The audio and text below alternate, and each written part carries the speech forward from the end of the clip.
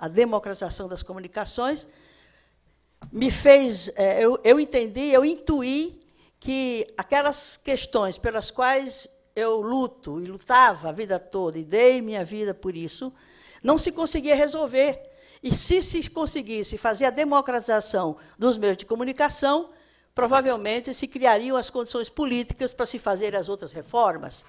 mais particularmente a reforma agrária. E hoje eu estou convencida de que mais importante do que a reforma agrária é a reforma ou a democratização dos meios de comunicação. Porque no dia em que a sociedade tiver uma mídia democratizada, o acesso universal às informações, o direito pleno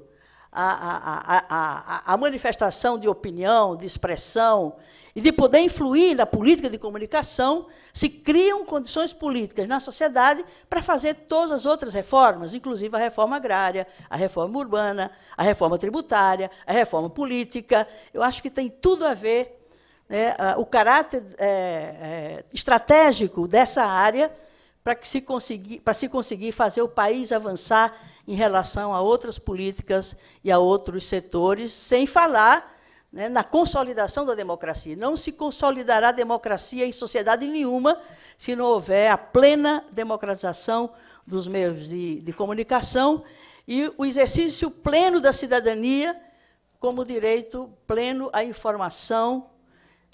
e como direito humano fundamental. Isso eu estou convencida, e é isso que me emula, que me anima e que me mantém ativa e acreditando nessa causa. E chegando aqui, a gente vê, né, que é uma causa em que há muitas pessoas capazes de se sensibilizar por elas e de dar o seu contributo e o seu envolvimento pessoal e até organizado em relação a determinados setores de trabalhadores, de profissionais e da sociedade civil, para que a gente consiga superar os impasses e as dificuldades, que não são pequenas. E aqui eu falo, né, da ótica do espaço onde eu atuo, que é o Congresso Nacional. Não se falou muito aqui, mas o Breno lembrava, né, as decisões sobre essas questões são decisões que dizem respeito ao Estado, é política de Estado. Não vamos nos imaginar com possibilidade de resolver e de dar respostas e dar saídas eficazes para essas questões, se não houver, da parte do governo, do Estado brasileiro, não do governo A ou B, mas do Estado brasileiro, no enfrentamento dos óbices, dos bloqueios, das dificuldades, das resistências enormes daquele segmento a quem não interessa a democratização dos meios de comunicação, porque eles estão há muito tempo, desde que tem comunicação no Brasil, muito bem atendidos em seus privilégios, em seus interesses, com a ausência de um marco regulatório. Não é que a gente precisa de um novo marco, não se tem um marco regulatório. Se tem medidas, se tem normas, procedimentos, né, determinados decretos, leis, numa absoluta desordem, e sem nenhuma coerência, e sem nenhuma concepção sistêmica, nós não temos um marco regulatório das comunicações sociais do país. Portanto, ter ficado com o Congresso essa prerrogativa, né, e essas dificuldades todas que se embutiram nas regras de outorga e de renovação de concessões, é um indicador de que é para que as coisas não se fizessem de forma transparente, de forma justa e de forma efetivamente controlada, fiscalizada pelo o dono desses meios, que é a sociedade, porque é um bem natural, é um monopólio natural. Né? As frequências eletromagnéticas são de concessão natural do povo, e, no entanto, o povo nunca é chamado. E não imaginemos, portanto, que é importante ter o Congresso se pronunciando sobre isso, porque o Congresso se pronunciar sobre isso não significa necessariamente que o interesse público esteja ressalvado e o interesse da sociedade esteja assegurado. Eu tenho tentado, né, só chatear, porque eficácia mesmo na minha iniciativa não há muita, não, porque eu sou praticamente uma voz isolada, tanto na comissão como em outros espaços, sobretudo quando se trata de questões como essas. Eu tentei, por exemplo, mais de uma oportunidade, aprovar um requerimento na Comissão de Ciência e Tecnologia para ouvir, né, os concessionários de rádio e TV quando da renovação dessas outorgas. Então, renovações de 15 anos para a TV, 10 anos para a rádio. Então, eu ousei imaginar que fosse possível ouvir os pares,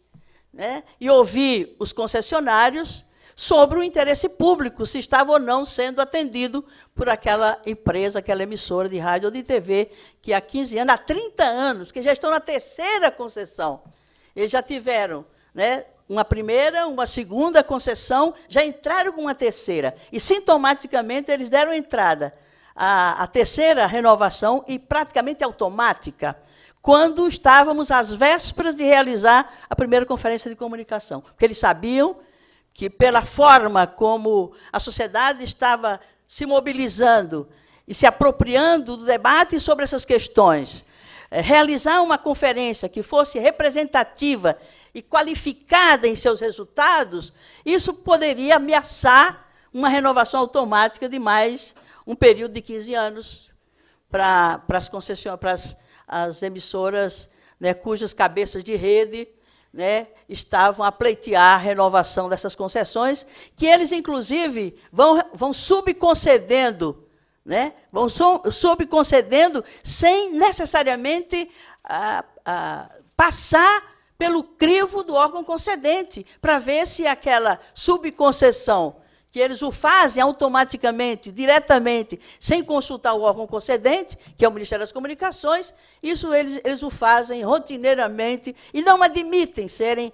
absolutamente cobrados, exigidos, e exigir explicações nenhuma. Em todas as oportunidades que eu entrei com requerimento, a cada processo que eles entravam de renovação da concessão, eu ficava com o meu voto sozinho, defendendo o requerimento, e sequer eu tinha presenças para conseguir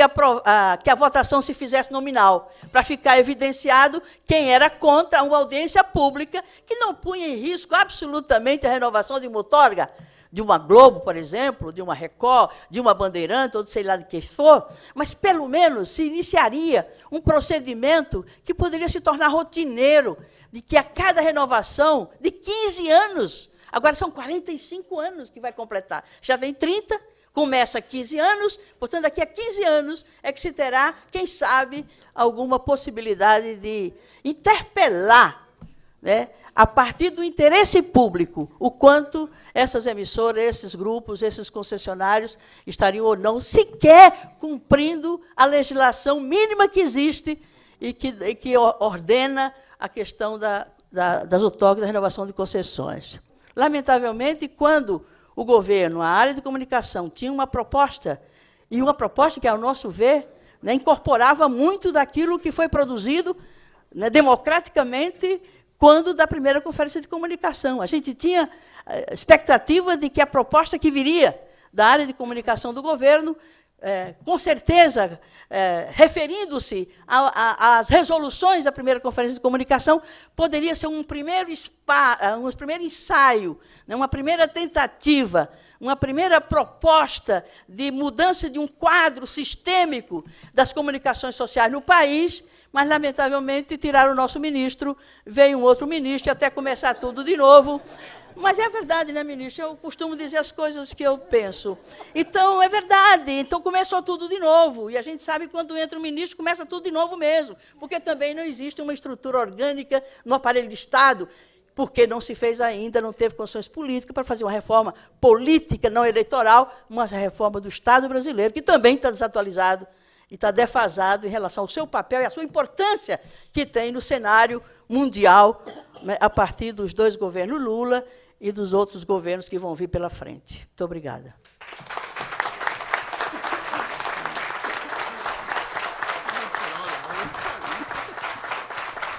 Não sei.